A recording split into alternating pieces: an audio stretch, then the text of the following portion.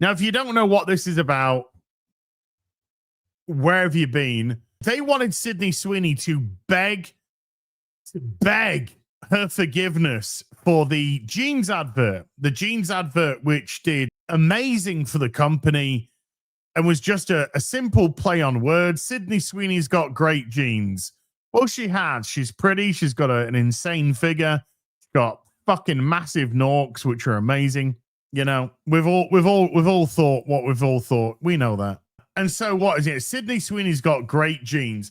So they tried to turn that into some Aryan race. So there's this interview going on, and she's chipping away. You can see how insidious this interviewer is. And by the way, Sydney knows exactly what's going on here. She knows exactly what she's trying to lead up to. But just look how slimy this fucking snake bitch is who's talking to Sweeney. I'm literally in jeans and a t-shirt like every day of my life. Jeans are uncontroversial. Jeans are awesome. Yeah, I like your jeans. Jeans are awesome. Jeans are uncontroversial. Jeans are awesome. But wait for it. Wait for it. Great in your jeans. I think I know how you're going to answer this, but I'm going to ask anyway. But I think I know how you're going to answer this. But I mean, the president tweeted about the jeans ad, or Truth Socialed about the jeans ad, and that just seems to me like. But look at listen to the way that she sets this up, though. I just want to go back because listen to the way that this piece of fucking human excrement tries to set this up, because she switches her language. She switches her language, and it gets. She thinks she's being clever. She thinks she's setting a trap up for Sydney, and Sydney doesn't fall for the first trap either. So here we go. The president tweeted about the jeans ad, or Truth Socialed about the jeans ad, and that just now. Again, actually, another thing to pay attention to is right. Sydney's joking around here about the jeans. You know, I'm literally in jeans and a t-shirt like every day of my life. Jeans are uncontroversial. Jeans are awesome. You know, Yeah, I like your jeans. You look great in your jeans. Right? I think I know how you're going to answer now this. Watch this. But Now I'm going to watch ask this. anyway. I mean, Giggle. the president tweeted about the jeans ad, or Truth. Boom. She's locked in. She's locked right into what she's saying. Sydney is paying absolute autistic levels of. She's wanting to hear every word that comes out. She's wanting to know what the trap is. Oh, wait. I got to pay attention to this because she's trying to set me up. Let's get every single fucking word. Let's see what she's trying to do. She locked in immediately. All that giggling, all that laughing, it just went boom, locked in. How's she trying to get me? How's she trying to get me? Good girl, by the way, Sydney. Good girl. Socialed about the jeans ad, and look, you see, she's not moving. Her face is not even moving. She's absolutely making sure she picks up every word. that just seems to me like a very crazy moment. By the way, the interviewer cannot look Sydney Sweeney in the eye when she asks any of this. She's that much of a coward, and she knows what she's doing. She knows how fake she is, that she cannot bring herself to even look Sydney Sweeney in the eye when she asks these questions. She spends she might just give a little look over, but she spends 90% of the time talking to thin air. Not addressing Sydney, talking to thin air. By the way, that's basic deception body language. When you're trying to be deceptive, when you're trying to be evasive, it's basic fucking body language. You don't have to be a body language expert to know these things, but it's fucking 101. You know what you're doing, and therefore you can't bring yourself to look them in the eye because you know you're being disingenuous. For anyone, and I wondered what that was like. Quick It look. was surreal. It was surreal. Mm-hmm. What was it like that President Trump retweeted about the jeans advert? What was it like? Sydney, Surreal. Very quick, basic answer. Doesn't need to elaborate. Surreal. Okay, so the interviewer is like, right, didn't catch her on that one. Let's see if we can just expand a little bit on this. Let's see if we can expand a little bit on this and see if we can lure into the trap. And it would be totally human. I would probably feel like thankful that somebody had my back in public. Boom. So here we go. She couldn't get her when she said Trump. So now she removes Trump and says, I would feel good if somebody had my back. Now, if Sydney Sweeney now answers that by saying, yeah, it was fantastic that somebody had my back, then the headline is Sydney Sweeney loves Donald Trump's tweet on blah, blah, blah. That's how she wants to get her.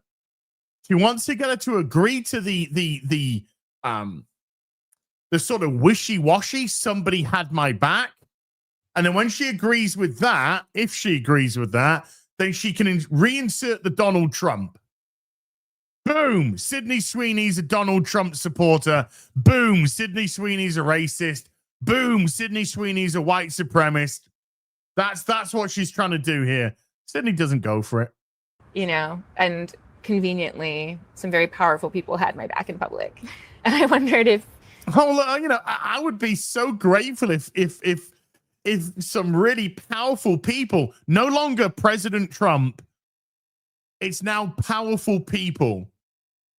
She's laying the trap. She's trying to lower it now. She couldn't get her with Donald Trump. She's trying to lower it down now. Just make it a little bit more general. You agree to the general, I'll bring back in. I'll insert Trump into that now. If you felt that way. Right. So Sydney, good thing here. She doesn't just blurt out an answer. She's thinking about it.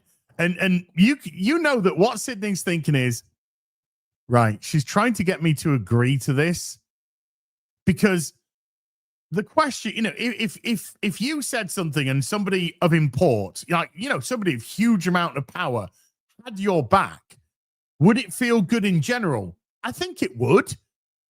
Whether or not you agreed or disagreed with the person on, you know, whatever, it'd just be good that somebody of massive import had your back. But Sydney knows what she's trying to do. So she's like, how can I answer this question without saying, yeah, it's nice when somebody has your back, because she's trying to link me to Trump now. She wants to go back to that beginning bit, therefore, and insert Trump in.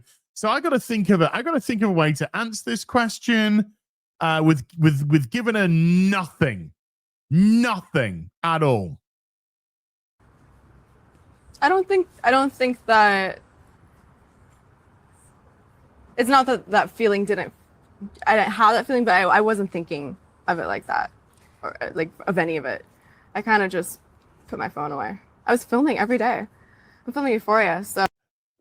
Now you also notice the change in Sydney's body language again. This is really good. Oh, work. You know, I'm busy. I've got work. Then look how relaxed she suddenly goes when she starts talking about the work side, when she knows exactly how she's gonna play this one off. Put my phone away. I was filming every day. Oh, look, the Euphoria, the eyes get wide.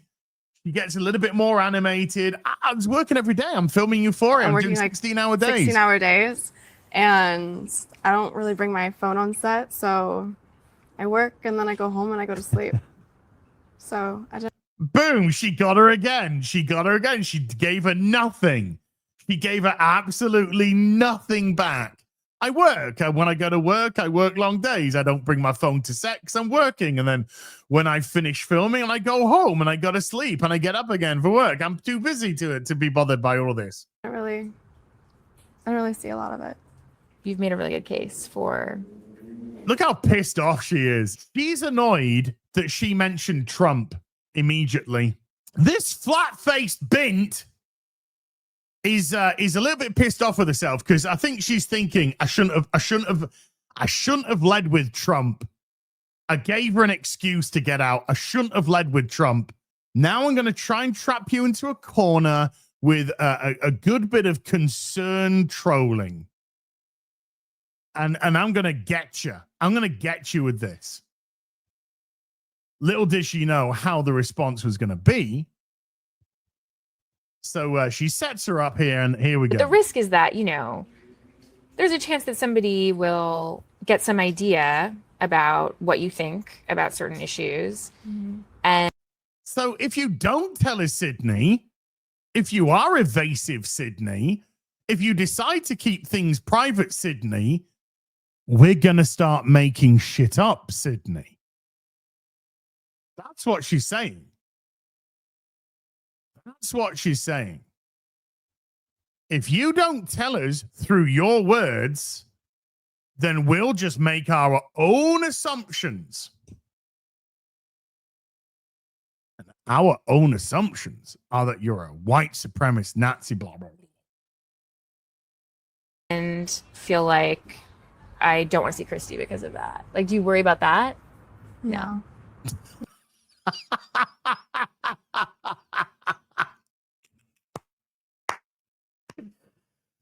Sydney gets her again. Are you worried, Sydney, that if you don't tell us, if you don't answer our questions, aren't you worried that people are just going to make their own assumptions? No, I'm not. I'm not at all. Sorry? No, I'm not bothered at all. Fuck, how am I going to trap this woman? How am I going to trap? Okay, I got one more thing. I got one more under my fucking hideous haircut. The criticism of the content, which was basically that maybe specifically in this political climate, like white people shouldn't joke about. By the way, look at it. The look of disgust in Sydney Sweeney's face right now is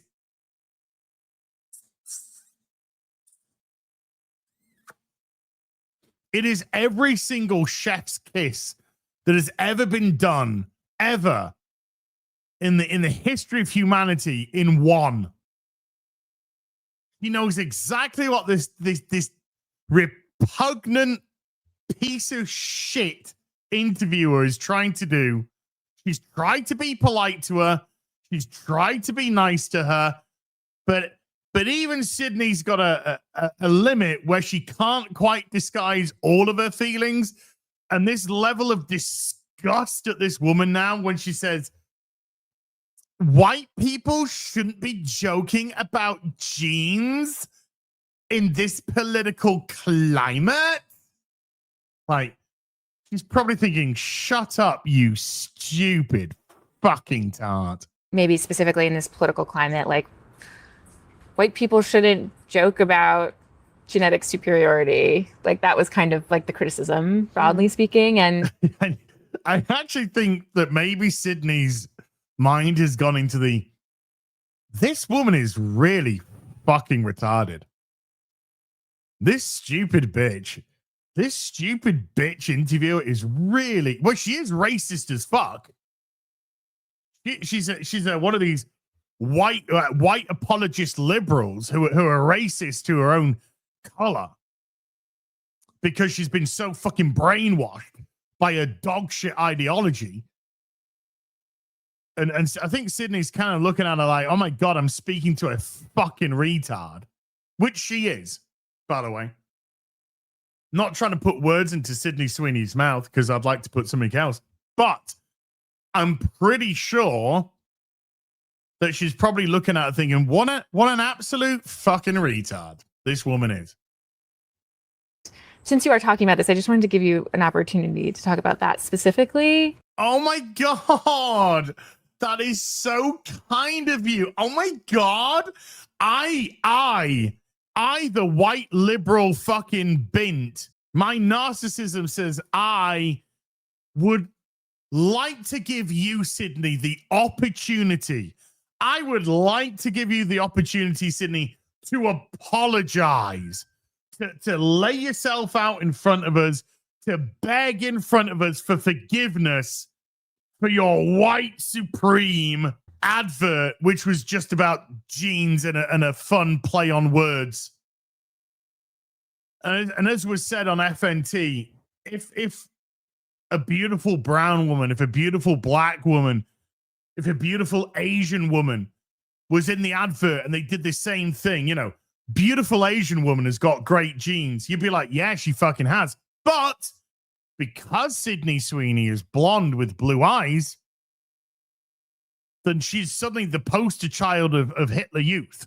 So I would like to give you the opportunity, Sydney, to apologize and beg for forgiveness for your gene advert.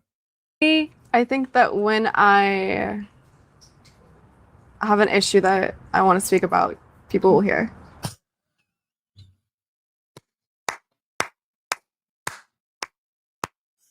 I would like to give you the opportunity to apologize and beg for forgiveness. And I would like you to lay yourself down in front of the progressive audience and say, please, I was wrong. Would you like to do that? No, fuck off.